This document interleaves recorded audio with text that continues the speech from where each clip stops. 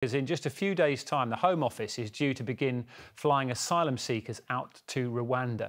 Around 100 people have been told they may be on that first flight. It's hugely controversial, of course, and today Charities launched a legal challenge against that in the High Court. Well, Julian Drucker is at the court. Julian, what's been happening?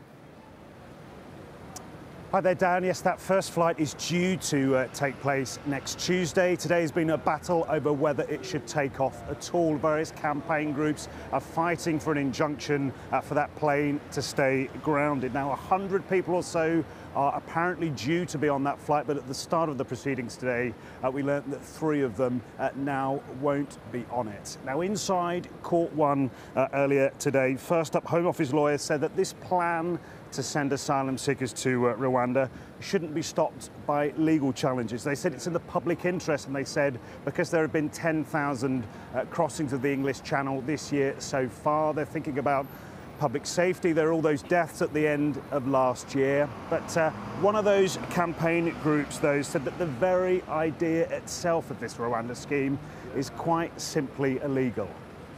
I don't think anyone should be punished for seeking asylum, which is what these proposals do. We're signatories to the Refugee Convention. Everyone, the right to seek asylum is a human right, and we have an obligation as the UK to consider every asylum claim on its own merits, fully and fairly, in the UK and by the UK. And Julian, there's been other opposition to the plans. Yeah, Labour leader Keir Starmer saying that this plan, he's described it today as a chaotic diversion. He said it hasn't been thought through. He says ministers here should get round the table with ministers in France. The Home Office stressed that they've tried to do that previously. Now, we also spoke to Gulwali Pasali today. He fled Afghanistan when he was 13 and came to the UK. He's now living in Kettering in Northamptonshire. He said now he wouldn't have got sent to Rwanda had these plans been in back then because he's too young, but he says the idea itself destroys the notion that Britain can be a safe haven for people like him. I think this idea is cruel, it's inhumane, let alone I don't think it's awful. I think it's awful, but it's also unlawful. This idea that we want to pass on responsibility of asylum seekers to a poorer country, I think it's discriminatory and it's certainly racist.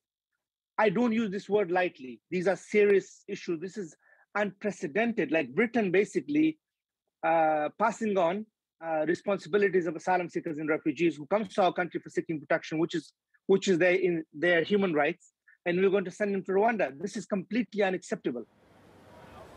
We're expecting a judgment from Mr. Justice Swift in the next few moments. This policy, though, has taken a real hammering today. Late up this afternoon, we heard from the United Nations Refugee Agency.